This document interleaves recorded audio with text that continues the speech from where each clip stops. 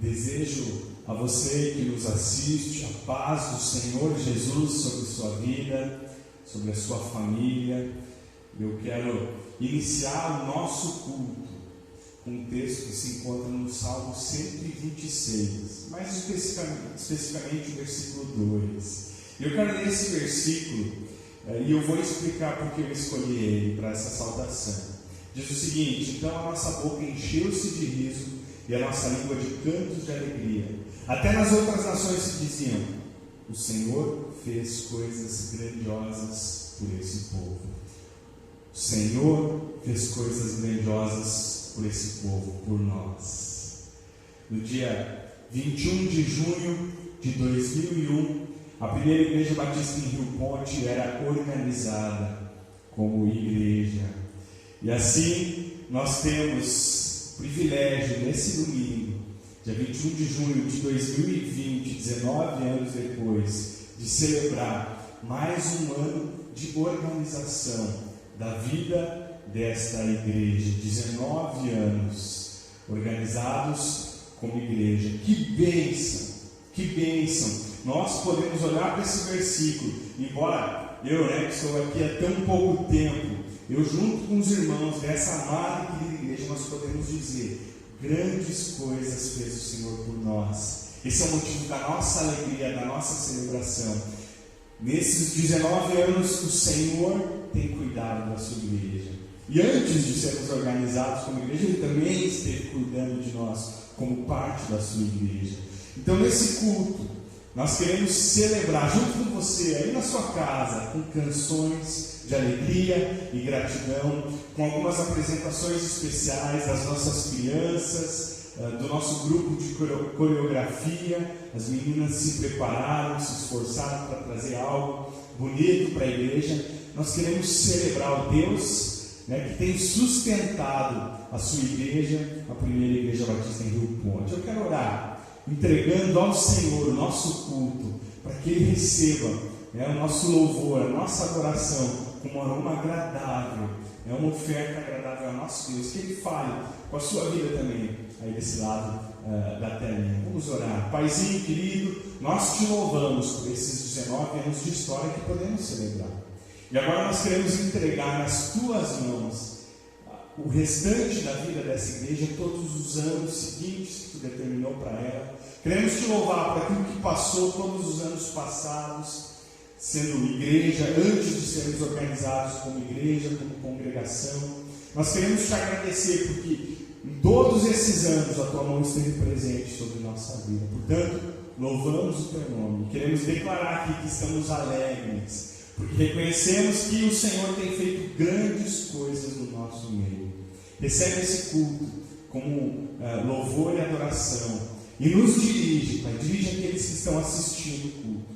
Que a tua palavra também possa falar, tocar corações, que os louvores possam chegar aos céus. Recebe, Senhor, esse tempo como uma oferta agradável a Ti. É em nome de Jesus que entregamos em Tuas mãos a direção desse culto e a direção dessa igreja. Amém, Senhor.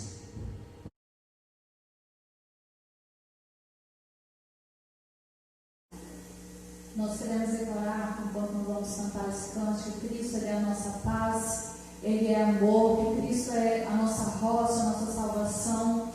E que você possa, neste momento, com alegria, declarar que você é feliz porque você crê no Senhor Jesus Cristo e Ele é o dono da sua vida, Ele é o seu Salvador.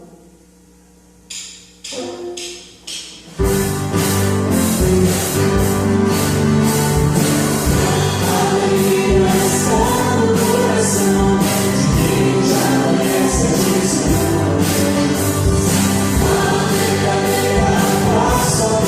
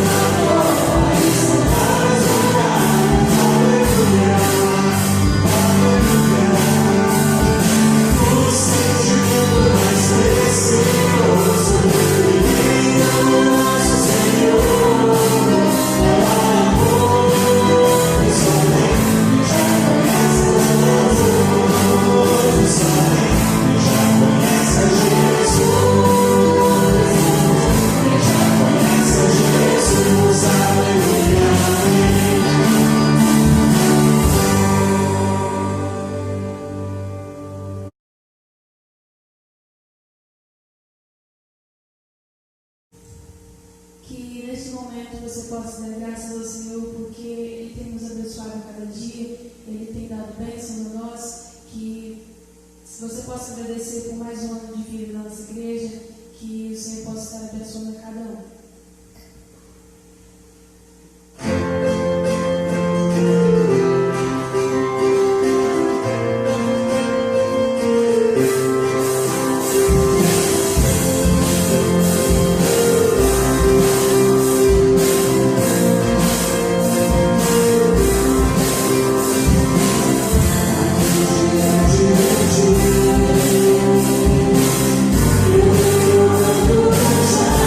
Yes.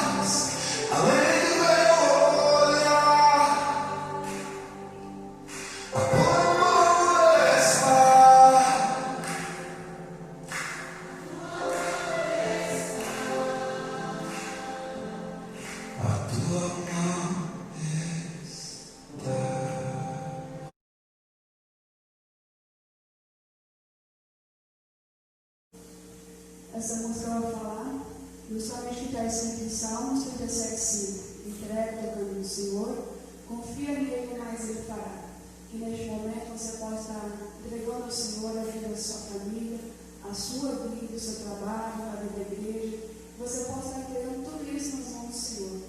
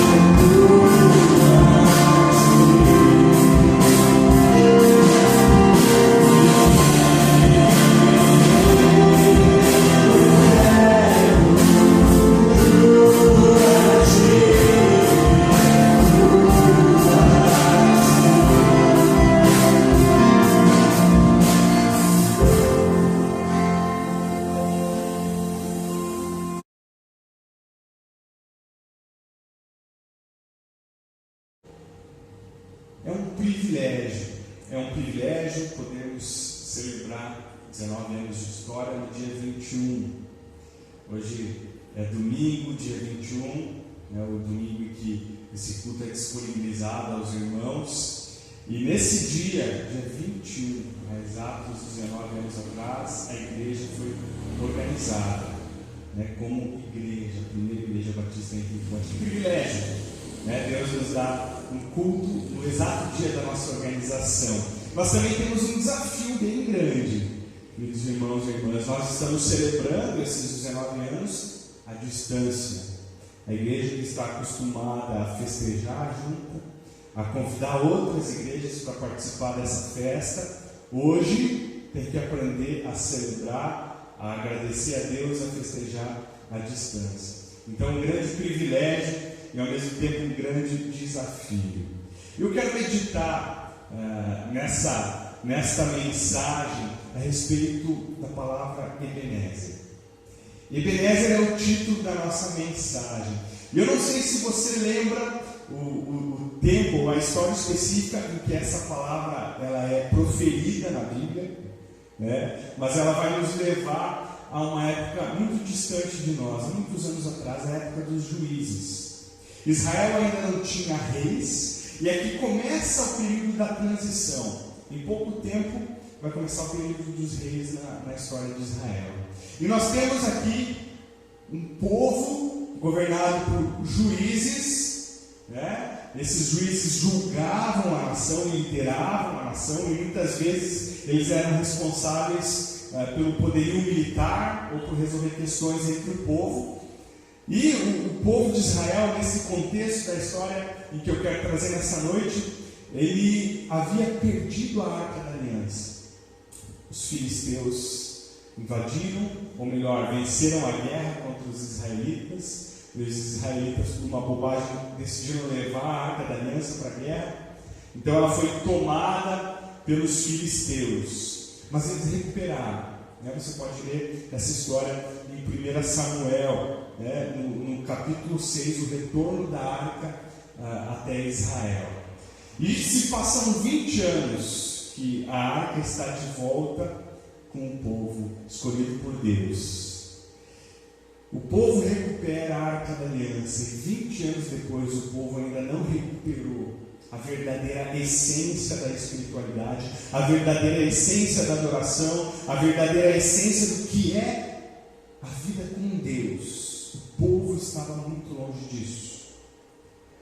O povo estava afastado de Deus. E nesse contexto entra um homem de Deus. Um homem de Deus, o último dos juízes, aquele que tinha a missão de trazer ao povo a verdadeira adoração, ou levar o povo até a verdadeira adoração. Esse homem é Samuel. E você pode abrir a sua Bíblia aí na sua casa, e mesmo que a gente esteja à distância, eu convido você a abrir a sua Bíblia. Pode ser ela no papel, no livro, ou de repente você tem ela no seu smartphone, não importa. É importante você abrir e acompanhar junto com a gente esse texto bíblico, porque Deus tem muito a falar através do texto, muito mais do que através de um homem, de uma pessoa. Então você pode abrir sua Bíblia em 1 Samuel, no capítulo 7. Deixa ela aberta ali, que nós vamos compartilhar alguns versículos. 1 Samuel, capítulo 7. Esse homem, chamado por Deus para restaurar a vida espiritual do povo de Israel, é Samuel. Não é esse Samuel aqui que está falando com vocês, o profeta Samuel do Antigo Testamento. E quando nós vamos ler dos versículos 2 até o versículo 4, do 2 ao 4, do versículo 2 ao 4, nós começamos a ver o desenho dessa história e desse retorno do povo à verdadeira adoração. Nós vemos aqui, em primeiro lugar, eu quero falar sobre isso, um retorno à santidade. O povo é chamado para viver novamente em santidade, para retornar à santidade. Leia comigo o versículo 2, 3 e 4. A arca permaneceu em Kiriat-Jearim muito tempo, foram 20 anos. E todo o povo de Israel buscava o Senhor com súplicas. E Samuel disse à nação de Israel: se vocês querem voltar-se para o Senhor de todo o coração, Livrem-se então dos deuses estrangeiros e das imagens de Astarote. Consagrem-se ao Senhor e prestem culto somente a Ele, e Ele os libertará das mãos dos filisteus. Assim os israelitas se livraram dos balins, dos postes ídolos sagrados e começaram a prestar culto somente ao Senhor.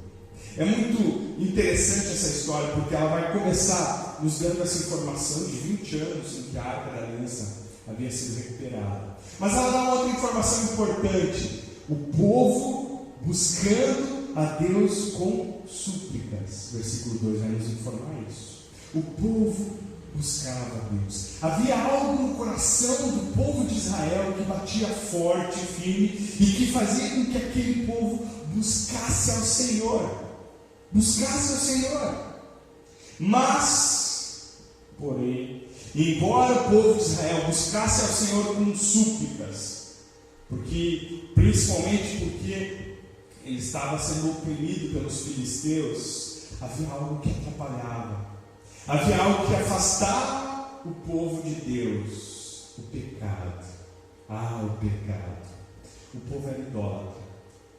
A Bíblia vai nos dizer que o povo adorava os balins, que eram uma espécie de deuses da chuva, divindades que os povos acreditavam ser divindades da chuva, e Astarotes, que seriam os deuses relacionados aí à fertilidade, à produtividade.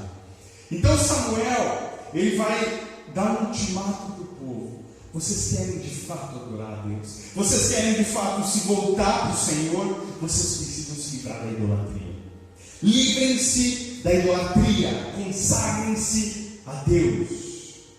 Duas palavras importantes: livrem-se, consagrem-se. Quando Samuel fala para o pessoal se livrar da idolatria, significa literalmente se afastar, se desviar, arrancar do coração aquilo que afastava eles de Deus. Algumas versões vão falar em consagrar-se, como a minha, outras vão falar em preparar o coração para o Senhor. A palavra hebraica para esse termo significa permanecer firme, permanecer estável. Não aquela vida com Deus que é uma hora aqui em cima, outra hora embaixo, extremamente instável, levada para todos os lados por qualquer problema, mas uma vida estável, permanecendo na presença do Senhor. Então Samuel vai dar um ultimato para o povo: vocês precisam ter um coração estabelecido no Senhor, vocês precisam abandonar o pecado. Para Samuel, não haviam dois caminhos para o povo de Israel: ou eles escolheriam servir a Deus, ou eles escolheriam viver no pecado, afastados do Senhor, do seu Deus. A vida com Deus não pode ser dividida. O povo suplicava, o povo estava buscando, mas o coração do povo estava dividido entre Deus e a idolatria. A vida com Deus não pode ser uma vida dividida. Você não busca Deus e vive no pecado ao mesmo tempo. Não é possível. Não é possível. Deus chamou o povo para a santidade e Ele chama você para a santidade também. E o que acontece em seguida? Nós vamos ver no versículo 5 e no versículo 6 que um grande avivamento vai acontecer entre o povo de Israel. Versículo 5: e Samuel prosseguiu, reúnam todo Israel em Mispá, e eu intercederei ao Senhor a favor de vocês.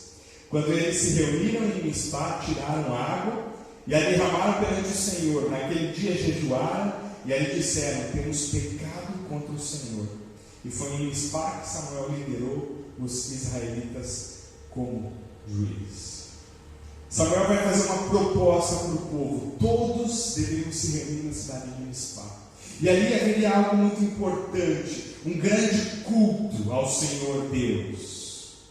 E o povo a Bíblia vai dizer que o povo derramou água como sacrifício a Deus. Versículo 6: quando eles se reuniram em Mispá, tiraram água e a derramaram perante o Senhor. Esse ritual de derramar água perante o Senhor era uma espécie de sacrifício do povo de Israel, muito usado na festa dos tabernáculos. E alguns estudiosos vão nos dizer que essa ação representa arrependimento diante do Senhor. Por outro lado, essa ação representava uma entrega preciosa a Deus. Eu lembro de uma situação em que o rei Davi, ele exclamou: "Ah, quem me dera beber água do poço de Belém". Então, alguns dos seus mais corajosos soldados vão até Belém, e Belém está sob o comando dos filisteus. Eles invadem a cidade, pegam a água do poço e trazem para Davi. O que Davi faz? Ele decide derramar aquela água como uma oferta a Deus. Ele diz: não posso beber do sangue dos meus soldados. Não é que aquela água era sangue, mas foi um custo muito caro. Seus soldados se arriscaram para trazer aquilo que era simplesmente água, mas que tinha um grande valor pelo sacrifício que os soldados estavam fazendo. Então o que Davi vai fazer? Aquilo que tinha grande valor, ele vai derramar perante o Senhor como uma oferta, né, de aroma agradável a Deus, uma oferta derramada, de libação, né? Ele vai usar esse termo. Voltando aqui para o texto de Samuel, o povo derrama água ao Senhor como um sinal de consagração, como um sinal de entrega, como um sinal de arrependimento, mas a Bíblia vai falar que o povo também jejuou. O povo jejua, clamando a graça de Deus sobre a sua vida. Essas duas coisas demonstram algo na vida do povo de Israel naquele momento: arrependimento. Arrependimento verdadeiro, um quebrantamento no coração do povo começa a surgir, e a partir disso começa a surgir um grande avivamento. E o que o avivamento traz?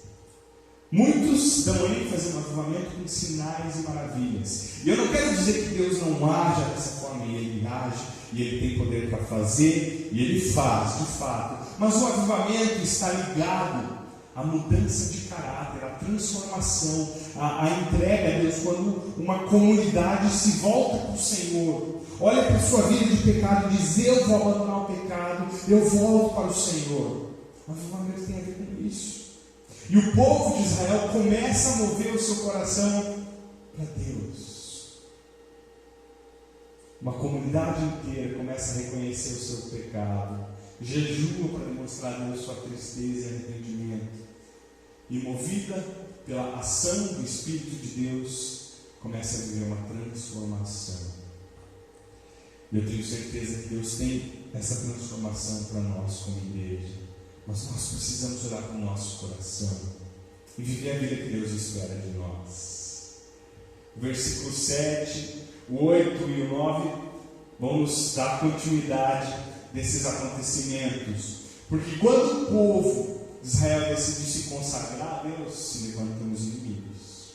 A dificuldade vem. Olha o versículo 7. Quando os filisteus souberam que os israelitas estavam reunidos em Mispa, os governantes dos filisteus saíram para atacá-los. Quando os israelitas souberam disso, ficaram com medo e disseram a Samuel: não pares de clamar por nós ao Senhor, nosso Deus, para que nos salve das mãos dos filisteus. Então Samuel pegou um cordeiro ainda não desmamado e ofereceu inteiro como holocausto ao Senhor. Ele clamou ao Senhor em favor de Israel, e o Senhor lhe respondeu. Meu amigo, minha amiga, tudo estava tão bem com o povo de Israel. Haviam derramado seus corações, eles começaram a buscar o Senhor. Havia jejum, havia arrependimento, havia oração. Havia um homem de Deus conduzindo aquele povo, e o inimigo se levanta. Os filisteus ouvem a notícia: Israel está reunido em Mispa, e eles decidem ir lá, porque eles vão atacar, eles vão decididos a dizimar o povo de Israel. E qual é a reação do povo de Israel quando ouve as notícias? O inimigo está se aproximando. Qual é a reação deles? A Bíblia vai dizer que eles ficaram com medo. No final do versículo 7 vai dizer isso. Eles ficaram com medo. Eles temeram. O inimigo estava diante, as portas prestes a atacar. O que nós vamos fazer? Talvez muitas perguntas se levantavam no coração do povo. Talvez algumas questões do coração deles que sejam semelhantes às questões que se levantam nos nossos corações. Mas Deus logo agora, nós estamos te buscando, nós estamos abandonando a idolatria, estamos nos voltando para ti, e logo agora, essa situação, esse problema, o inimigo vem para nos atacar nesse momento, Senhor. Senhor, no momento de despertar e avivamento, esses problemas vêm nos atacar, Senhor. Nós estamos consagrando a nossa vida ao teu serviço. Como é que tu permite que isso aconteça, Senhor? Talvez esses questionamentos pudessem pairar sobre o coração de alguns do povo de Israel, assim como muitas vezes vem sobre o nosso coração em momentos parecidos. Mas aí o povo faz um pedido para o profeta, para o homem de Deus. O versículo 8 vai nos dar a informação que o povo pede para Samuel: por favor, aqui eu estou dando a minha ênfase, né? Por favor, não pares de clamar por nós ao Senhor nosso Deus, para que nos salve das mãos dos filisteus. Não pare de orar, não pare de buscar a Deus, não pare de clamar. E essa palavra clamor tem uma ideia de derramar o coração naquele pedido. Por favor, profeta Samuel, continue orando por nós. Meu amigo, minha amiga, quando nós nos decidimos nos consagrar ao Senhor, muitas coisas se levantam, o inimigo se levanta para nos afastar desse propósito, para nos destruir como igreja, como indivíduos. Lembre-se, não pare de clamar ao Senhor, não desanime, não pare de buscar a Deus, não pare de orar, não pare de pedir oração aos seus irmãos, aos seus líderes. Que haja um clamor para que a gente possa vencer essa batalha. E depois de tanta aflição, de medo e dificuldade, do inimigo se levantando, nós vemos a vitória. Versículos 10, 11, 12 e 13, vamos narrar a vitória. Enquanto Samuel oferecia o holocausto, os filisteus se aproximaram para combater Israel. Naquele dia, porém, o Senhor trovejou com um fortíssimo estrondo contra os filisteus e os colocou em pânico, e foram derrotados por Israel. Os soldados de Israel saíram de Mispá e perseguiram os filisteus até um lugar abaixo de Bet-Car, matando-os pelo caminho. Então Samuel pegou uma pedra e ergueu entre Mispá e Sem, e deu-lhe o nome de Ebenezer, dizendo: até aqui o Senhor nos ajudou. Assim os filisteus foram dominados e não voltaram a invadir o território israelita. A mão do Senhor esteve contra os filisteus durante toda a vida de Samuel. A Bíblia vai narrar que enquanto Samuel oferecia sacrifícios ao Senhor, o inimigo se aproximava. Os filisteus se aproximavam, enquanto Samuel cultuava a Deus através dos seus sacrifícios. E enquanto o inimigo se aproxima e o povo cultua, o profeta Samuel oferecendo sacrifícios a Deus em nome do povo, clamando pelo povo, o povo cultuando e buscando a Deus. Enquanto o inimigo se aproxima, o povo cultua, o milagre acontece. O milagre aconteceu, e a Bíblia vai dizer que o Senhor trovejou. O Senhor trovejou, ou seja, trovões fortíssimos, poderosos, colocam os filisteus em pânico. E eu imagino que não eram trovões como a gente conhece, né? De uma forma, quando está chovendo, de repente vem um trovão. Eu imagino uma rajada de vários trovões acontecendo, Deus movendo aquilo de uma forma sobrenatural, e os filisteus entendendo que eles não estavam lidando apenas com o povo de Israel, mas estavam lidando com o Deus do povo de Israel. E os filisteus vão temer. E os filisteus entram em pânico. E quando o pânico acontece, o que nós vemos? A desordem. Quando entra o pânico, as pessoas perdem a razão, perdem o controle de si mesmo, entram num medo terrível. E assim os israelitas derrotam os filisteus. Eles vão para a guerra para derrotar os filisteus. E Deus dá mais uma vez a vitória ao povo de Israel.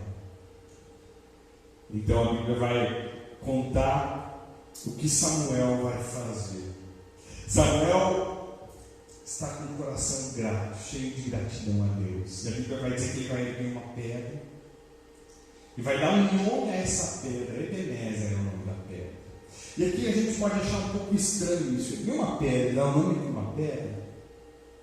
Esse costume de erguer pedra ou pedras, fazer uma espécie de uma coluna de pedras ou uma pedra grande, era um costume comum do povo de Israel. Várias vezes a gente vê isso acontecendo na Bíblia.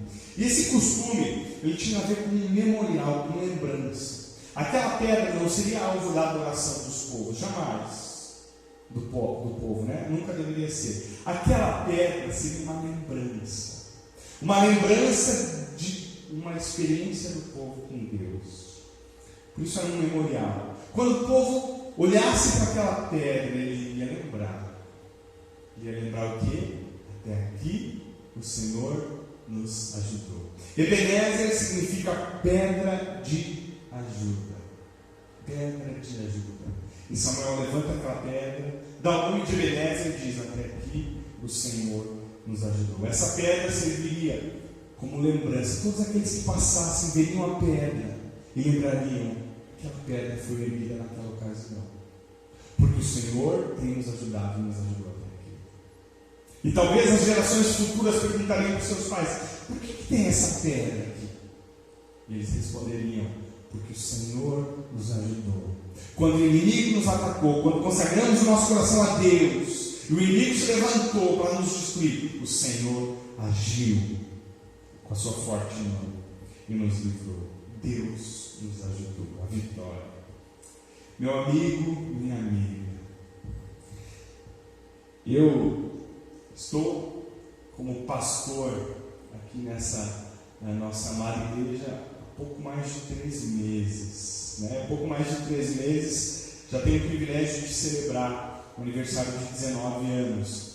Mas nesses 3 meses, pouco mais de 3 meses, já temos tido um desafio tão grande nessa situação que se levanta do coronavírus, de ter que ver como é que nós vamos cultuar a Deus, morando no interior, com poucos recursos de internet, com muita limitação, mas celebrando a Deus. E embora tenha apenas esses 3 meses de história com os irmãos, eu quero celebrar com você o aniversário dessa igreja.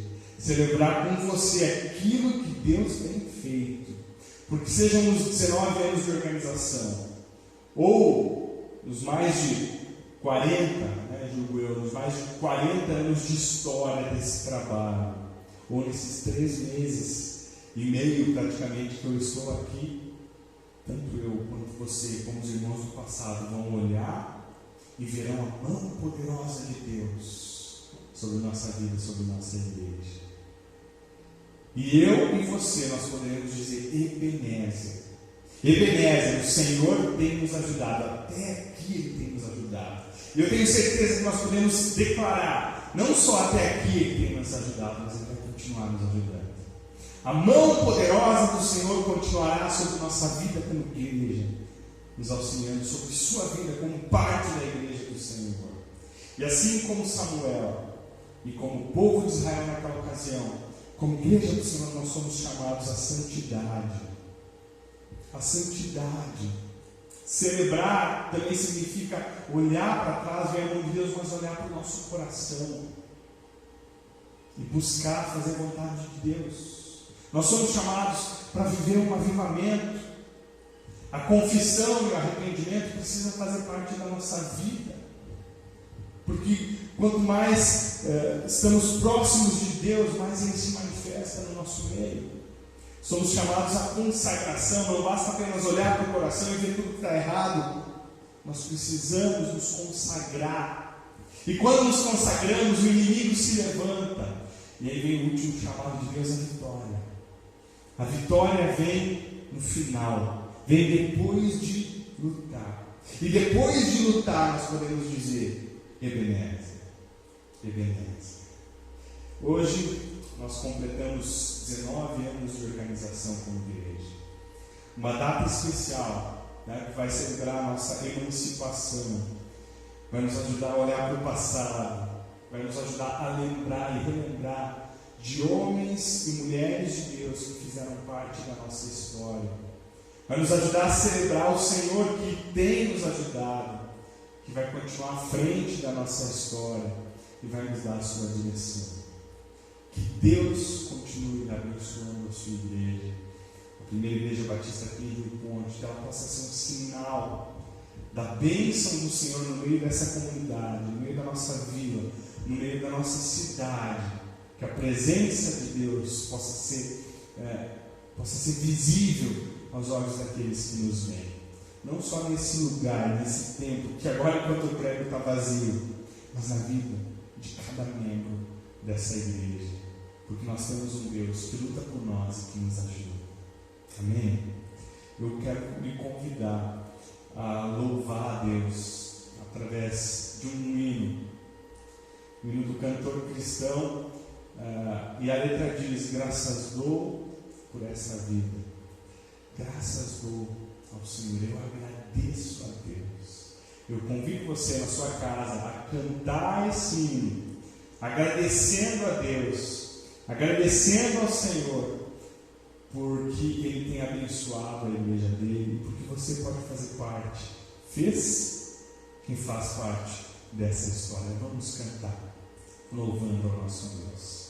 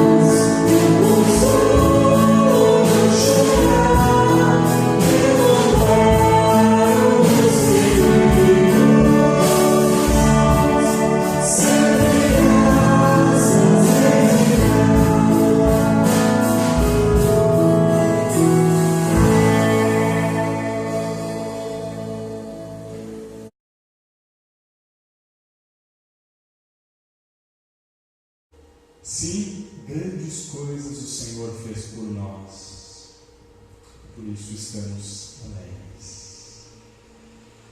Meu irmão e irmã, nós estamos encerrando esse culto, entregando a Ele, ao Senhor, como uma oferta, um culto de gratidão a Deus, porque Ele tem nos sustentado. Eu quero orar encerrando esse tempo, celebrando esses 19 anos de organização e convidando você, após esse culto, com a sua família, orar, lembrando ao Senhor de como Ele usou essa igreja como bênção na sua vida, como bênção na sua família, como nos momentos de dificuldade você foi abençoado, para essa igreja, ou como nos momentos de crise dessa igreja, Deus usou a crise para trabalhar no seu coração, como você reúne a sua família, o seu cônjuge, e está agradecendo a Deus após esse culto. Deixa eu orar com você. Pai querido, Pai amado, mais uma vez nós te louvamos pelo que essa data representa, 19 anos de história, 19 anos onde a tua bênção tem caminhado para essa igreja, onde o inimigo tem se levantado, onde os problemas têm se multiplicado, mas a tua graça tem superabundado sobre tudo. Portanto, louvado seja o teu nome. Esse trabalho, essa igreja não fala de um homem, outro homem, uma mulher, mas fala da tua ação e da tua vida através do teu povo. Que teu nome seja louvado, que o sacrifício de Jesus seja anunciado muitas vezes mais nessa igreja, que essa igreja possa ser abençoada pela fidelidade à tua palavra. Agora eu entrego cada querido irmão e irmã que está nos assistindo, e eu clamo a tua bênção sobre a vida de cada um e sobre a família de cada um. Em teu nome, Senhor Jesus, que eu oro, que eu entregue a nossa igreja e eu entrego cada vida em tuas mãos. Amém, Senhor.